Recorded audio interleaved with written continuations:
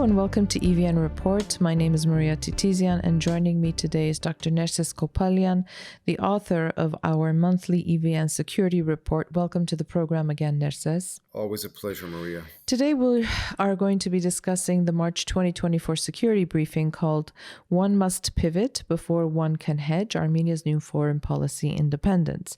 I'm really looking forward to this conversation because I found this one to be particularly interesting and fascinating because, there's been a lot of discussion in Armenia's political discourse about Armenia's Western pivot. But before we get into the nuts and bolts, I do want to very quickly and briefly talk about the security context in Armenia and the region in March, because I think it's important to put everything into its proper context. So in March, the EU solidified its role as a key player in Armenia's evolving security framework, strengthening Armenia's alignment with the West and marking a significant change in its role in Armenia's security diversification. The EUMA, this is the EU monitoring mission that is monitoring the borders, Armenia's borders with Azerbaijan, played a crucial role in countering Azerbaijan's disinformation campaign, possibly disrupting Baku's attempts to escalate military tensions. However, as you know, Nerses, over the last several days, we've seen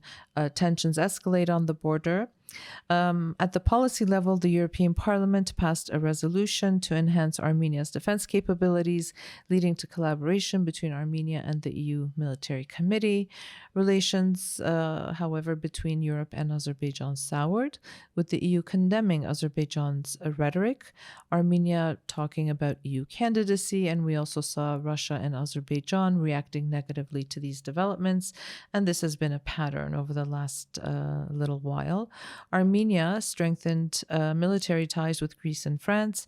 Moscow and Baku reinforced their partnership, and tensions between Russia and Armenia continue to increase. Armenia is considering leaving the Russian-led security alliance, the Collective Security Treaty Organization, and requesting the withdrawal of Russian border guards from Zvartnots, the international airport here in Yerevan. So, Nerses, you wrote at length about Armenia's foreign policy reorientation, saying that it has sent shockwaves throughout the South Caucasus. And as I said, there's been a lot of discussion about Armenia's Western pivot. Can you explain the difference between pivoting and hedging? Because people here are now using these words interchangeably and oftentimes incorrectly. So elaborate first, if you will, about the pivot. Second, address the question we've been seeing about whether Armenia should pivot or hedge in general, and why this is a false dichotomy between pivoting and hedging. So a lot of questions here in this first question. Yes, collectively, there is sadly and concerningly a complete misunderstanding in the public discourse in Armenia on the distinction between the two. A lot of this is due to a lack of sufficient scholarship in international relations, lack of training, and at the same time, you have a pundit class who really does not have the level of understanding of advanced international relations studies to engage in this discourse.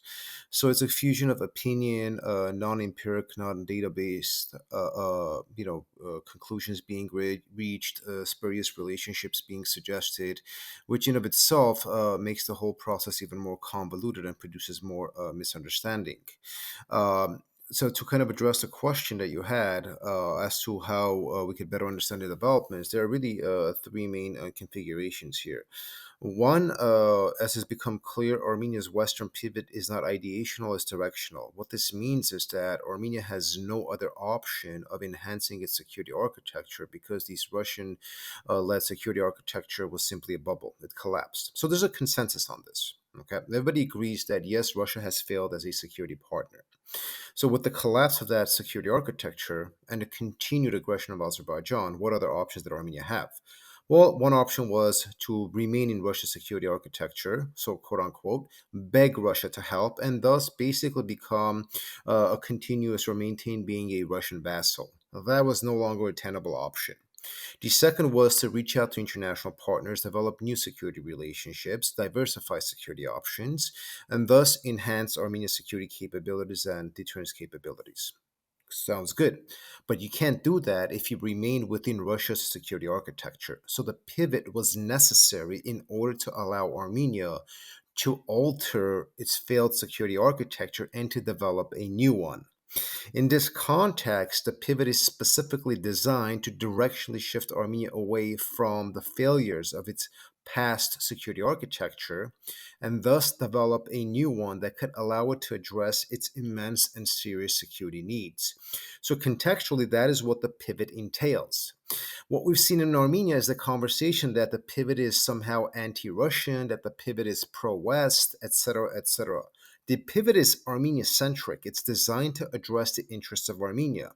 Sadly, Russia's policies contradict Armenia's interests to the full when it comes to our security arrangements. And this is why Armenia had to make the pivot. And we've said this several times. If Russia did what it was supposed to do, we will not be having this conversation. So there is sort of, a sense of selective amnesia, lack of cogent understanding, and an inability to basically develop causal relationships between developments to cogently understand why Armenia had to undertake the pivot. So the pivot was a necessity to address Armenia's failed security environment. So contextually, that's what you had. Now, the consequences of the pivot are a different subject of conversation, and of course, there's going to be a consequence. In the report, I coined the concept of devassalization, right? And this basically means that Armenia, since 1997, has been a Russian vassal because the Kacharyan administration pretty much sold all of Armenia to Russia, and the Sarkisian administration reinforced Russia's complete dominance of Armenia's foreign and security policy. So, for all intents and purposes, Armenia has not had an independent foreign security policy in the last 25 years. It has basically operated as a vassal. Now, vassalage has produced the failed security architecture that we saw. How are you going to address this problem? By devassalizing. How do you devassalize? You pivot away from the failed security structure. So, this is what the pivot entails. So, in that context, a lot of the misunderstanding that we see in Armenia, such as, is Armenia concerned the fact that this is upsetting Russia, or is Armenia going to be able to find new security guarantors? These are, in essence, incorrect questions that are being asked, and the nature and the reason for why such incorrect questions are being asked is due to the lack of sufficient understanding of what a pivot constitutes and what foreign policy reorientation constitutes. And so, Armenia's objective with the Western pivot isn't to antagonize Russia. If that happens to be a byproduct of the process, then you're going to have to find mechanisms of mitigating it.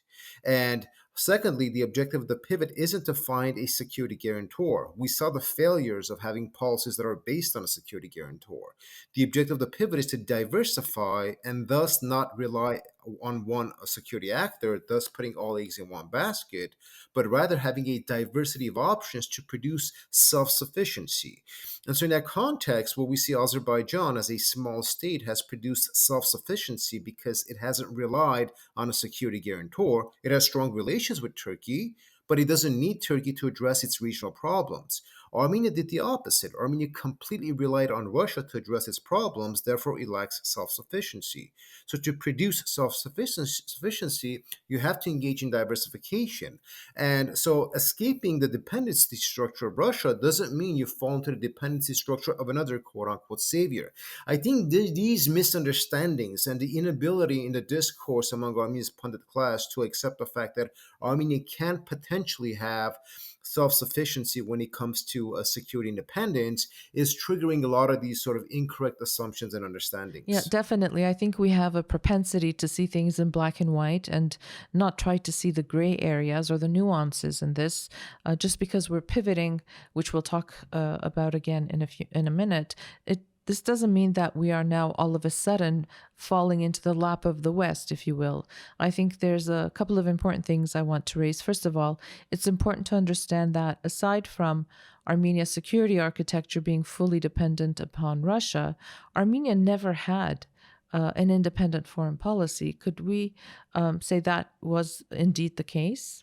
Most definitely, since 1997, yes, since 1997, Armenia has not had a independent security or foreign policy.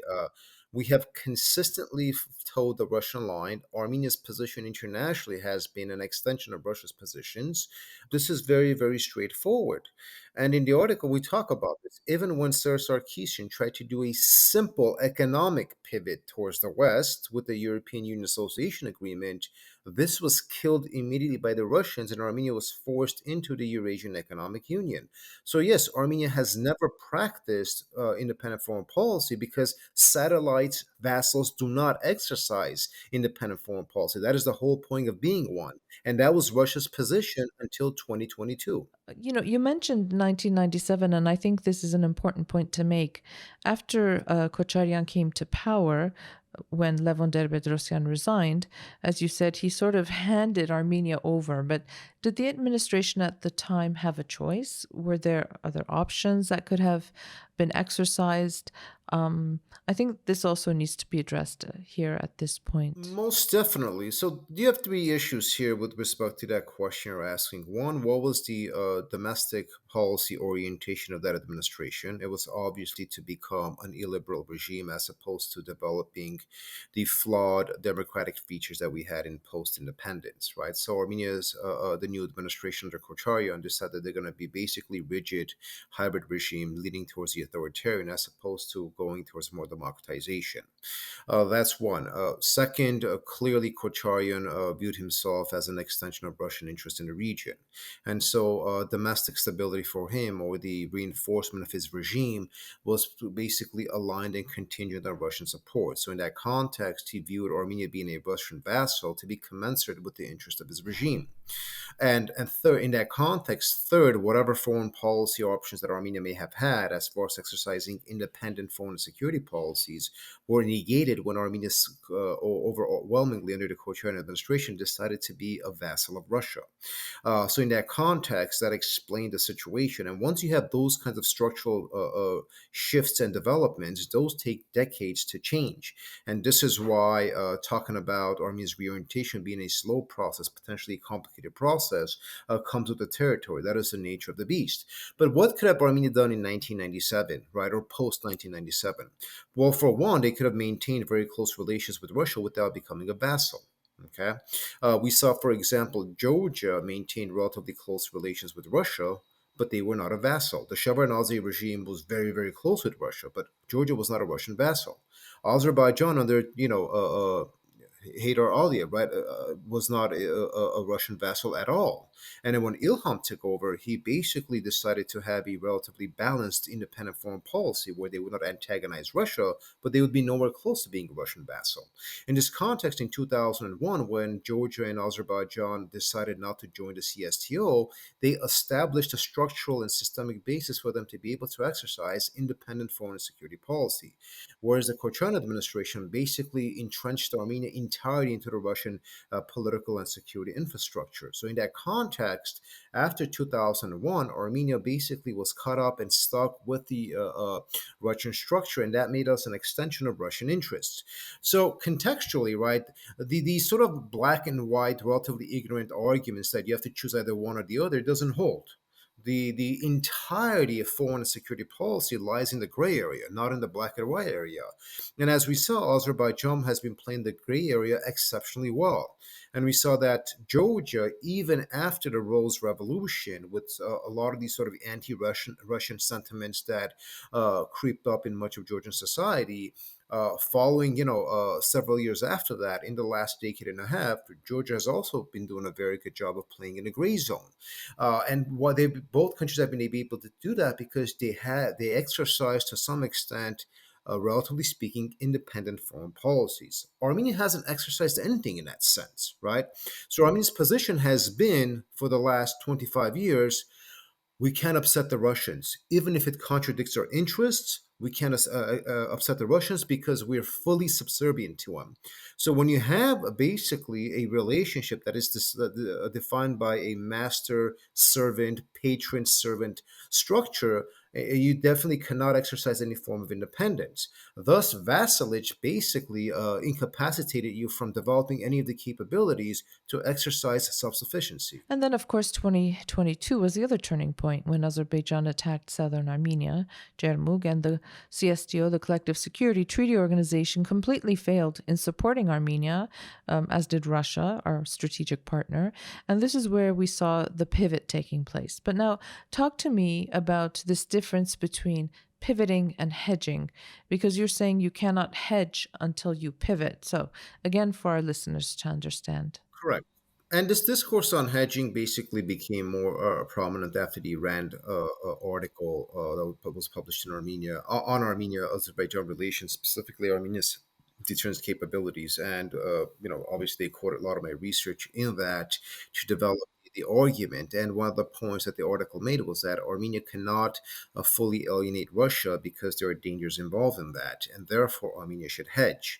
The article in of itself is not incorrect in offering a hedging a module as a potential foreign policy, but the question was, and it still remains, how can a satellite hedge, right? How can a vassal hedge? And this is the issue.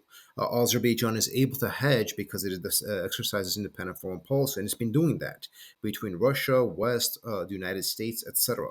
And Georgia's been doing a good job of that as well, as far as hedging, right, between the European Union, Russians, Americans, etc. And I'm going to explain in a second what hedging entails. So Armenia cannot hedge until it establishes independent foreign policy. How do you establish independent foreign policy? By pivoting out of the dependency structure and thus devassalizing.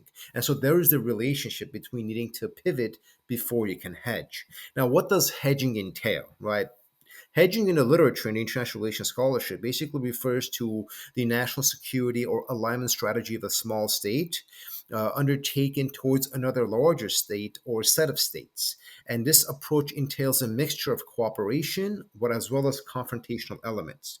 So we see, for example, Azerbaijan cooperating with the EU in one sector, but then developing relatively manageable antagonistic relationships when their interests don't align. Same with Georgia, right? We see them aligning with the West, but then upsetting the West on specific policies that the government thinks doesn't align with Georgia's, while also maintaining a relationship with Russia, right? So hedging means you hedge your interests in a very managed fashion and in a risk averse fashion with the given powers. And this allows you to some extent to mitigate the fallout while at the same time balancing and advancing your interests. So when you pose such questions, such as, how can a country, right, that may have potential security interests respond to rising powers? Or how can it develop a diverse security arrangement to address its problems if there's a possibility of abandonment? Or in the domain of security, for example, right? How does a given country make foreign policy decisions when there's high uncertainty in the regional environment? And what hedging does is that it allows you, it gives you that flexibility, that wiggle room to navigate these complexities and thus be able to utilize a level of strategic ambiguity to address the complex problems that you have. But if you're a vassal and you cannot exercise independent foreign policy, you can do none of this. Therefore, when we talk about Armenia hedging, of course Armenia needs to hedge. But how can it hedge if it does not exercise independent foreign policy and it is deemed a satellite? And therein lies the necessity of pivoting before being able to hedge. And so this is the interrelationship between the argument at hand. And generally, when we look at the literature, the scholarship on this, right, hedging in the contemporary discourse that we're seeing is basically security strategy that a small state adapts to generally navigate the developing triangular relations. So hedging is used a lot in Southeast Asia to understand, for example, the behavior of the Philippines, the behavior of Taiwan, potentially South Korea, with respect to the role of China, the United States, et cetera, right? So when you have these triangular relationships, and in the case of Armenia, right, it's very similar in the South Caucasus. These triangular relationships between US, EU, the Western Bloc, the Russian interests, potentially the Iranian interests, produce sort of the necessity of being able to hedge selectively and methodically to address the diversity of relative risks and benefits that could come from these triangular and diverse tracks of relations. So Contextually, right, the objective then is to cultivate these protective options through hedging that could allow a state to have security alternatives, right? This is about having diversity of options in able to address your problems. And so what hedging does is it allows a given state, right, to develop what we could call potentially some forms of different types of insurance policies, right, where they could hedge their interests or their risks or their benefits accordingly. And so, overarchingly, to be able to do this, of course, you need to have the capacity to do it. But when you have never engaged in it, you don't have the quote unquote the right to hedge as far as your patron state is concerned. The conversation becomes moot unless you engage in a pivot. And this is the relationship between the two. You mentioned the Rand article that you were cited in quite heavily, and you briefly mentioned sort of their not warning, but their caution about Armenia's relationship with Russia. In your opinion, Nerses, at this point, what can Russia do to exert more pressure on Armenia to prevent it from its path towards, real sovereignty? You could argue an independent foreign policy and an independent, diversified security architecture. Right. So the uniqueness of Russo-Armenian relations is really distinct when we look at the general scholarship on the subject matter. In that, Russia has never viewed Armenia as a sovereign or independent country. So in that context, Russia's argument is that how do you have the audacity to even pivot away from me? Right? You don't have the right to engage in independent foreign policy. So any action that you take that does not entail my approval, I consider it to be an anti-Russian action. Of course, this kind of an argument borders the absurd, but this is the Russian position. And when you have a patron-vassal relationship, that tends to be the general logic. So in that context, we do have a very distinct configuration here. And so Russia's position isn't the same as, for example, Azerbaijan could, for example, snub Russia or renege on certain understandings. That's different because Russia recognizes Azerbaijan as a non-vassal, or Georgia or whatever. But that's not how we view Armenia. So its capacity or intent of engaging in punitive behavior remains a lot more rigid and robust when it comes to Armenia by virtue of these policy orientations and structurations that Russia has. So in that context, right, Russia's already basically predisposed to harming or attacking Armenia if Armenia ever considered the act of not being subservient. So that is in of itself the underlying a priori precondition that we have. Now, on top of that, as Armenia did pivot to address all the issues that we did, Russia, of course, found this to be unacceptable. But because of the fact that it's overly entangled in the Ukraine war and all of its resources are applied to that, this has produced the historical opportunity and the wiggle room for Armenia to be able to pivot and for Russia not be able to implement the degree of punitive action that it would have been able to implement and impose on Armenia in the past. That being said, to come to your question, it still maintains quite a few options, but these options and the magnitude and strength of these options have obviously been diminished and mitigated exponentially. Russia's number one, obviously, tool right now is to utilize Azerbaijan as a source of instability in the region. And so Russia's approach is that as long as you have conflict persistence between Armenia and Azerbaijan, and Russia could continue overtly and covertly support Azerbaijan's bellicose behavior towards Armenia, this will continue creating some level of instability in Armenia that could possibly trickle down to domestic instability and thus create problems for the consolidation of the pivot. That's one. Second, Russia has still a lot of political interest in Armenia. The entirety of Armenia's so called opposition is an extension of Russian interests. And in that context, Russia attempts to trigger these interests whenever it sees an opportunity to create some form of domestic instability. That has not worked, but that leverage still remains. And what that does, it creates collectively a sense of psychological anxiety in Armenian society where people think that we have some level of instability and then something is triggered and everybody starts again becoming worried, right? So there is a level of tolerance and fatigue as to how long this society could maintain these continuous fears of instability. And Russia taps into that.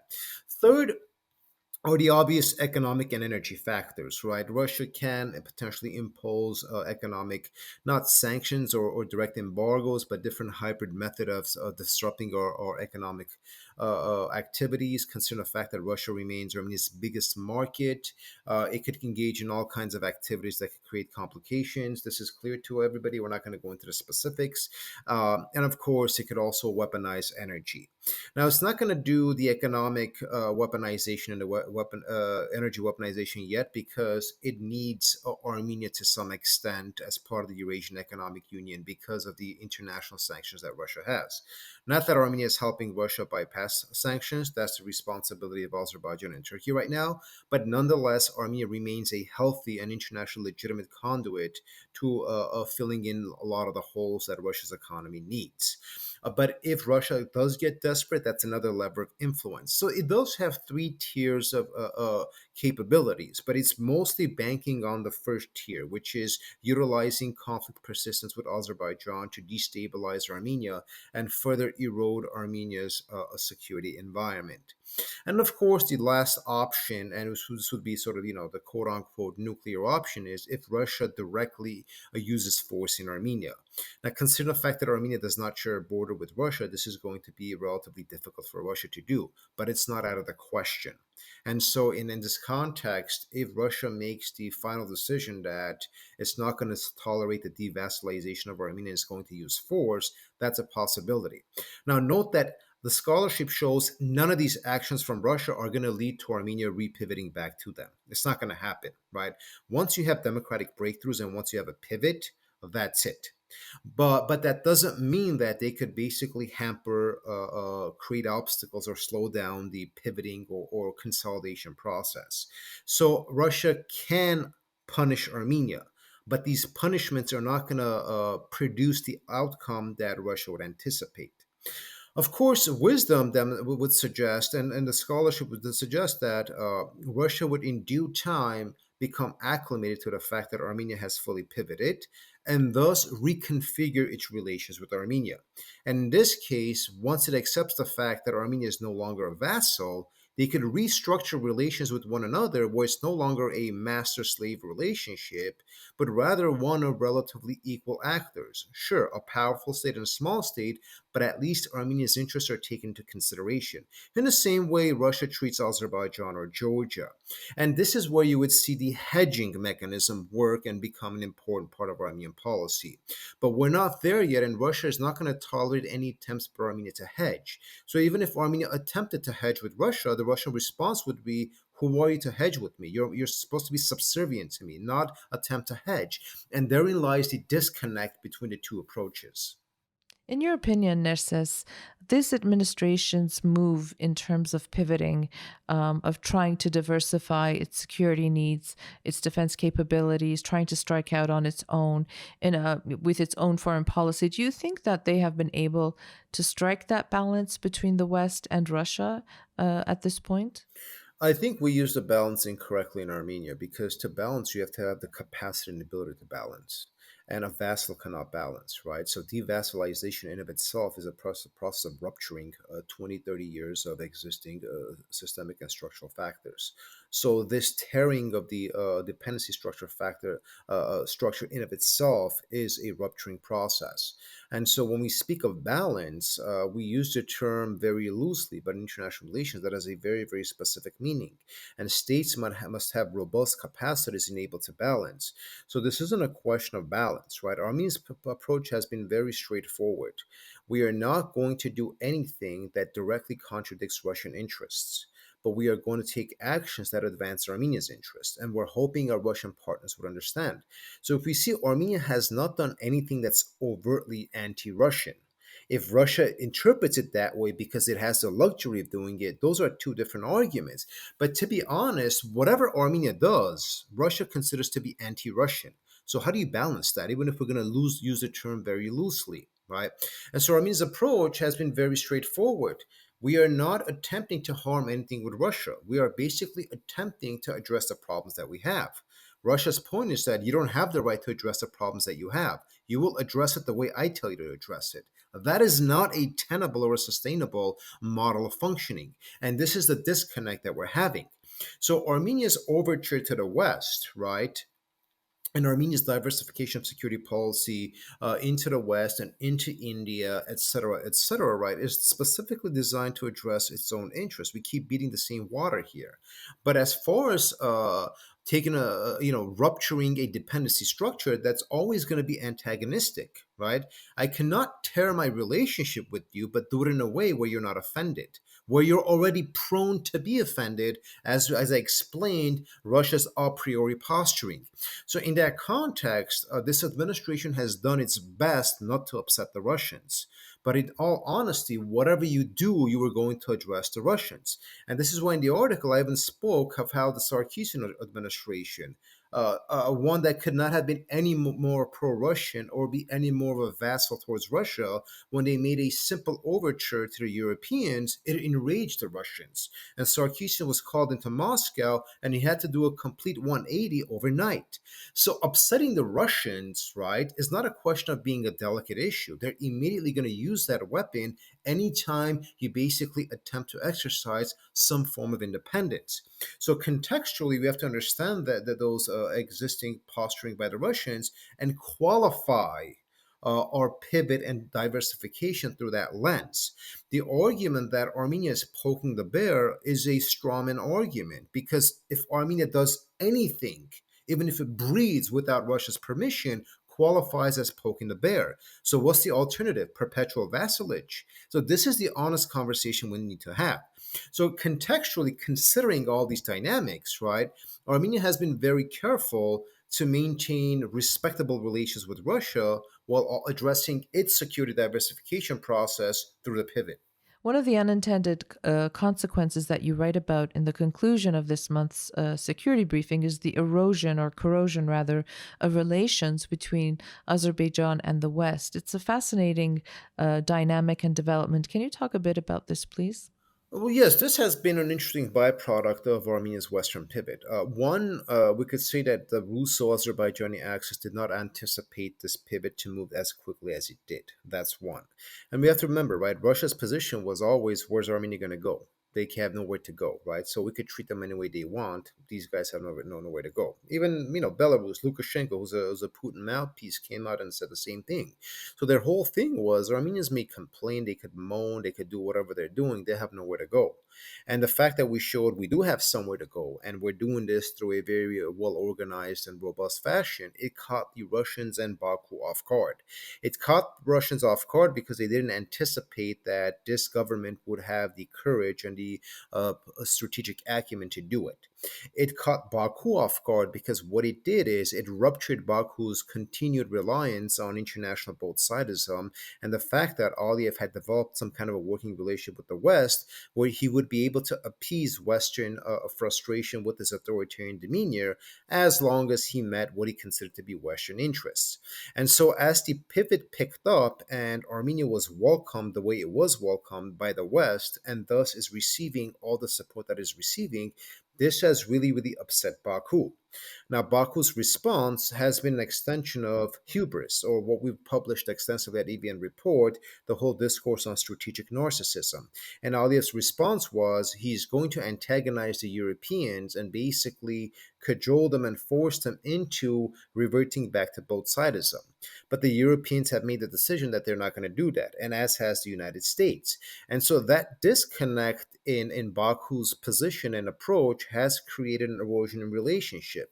And so, whereas in the past, Aliyev was rather even-handed and balanced in his criticism or approach towards the Europeans, lately there's been a full-blown attack against the European Observer Mission in Armenia, the European Parliament, the continuous attack against France, a wide-ranging attempt at information warfare against the French, the recent organized attack through the information and cyberspace against France's ambassador to Azerbaijan, etc., etc. The current attacks we're seeing Azerbaijan implement against the Netherlands, etc. So what we're seeing is, right, Baku is enraged that the West and specifically the Europeans have welcomed Armenia's pivot. And Baku's response, its tantrum towards this process, has led to an erosion.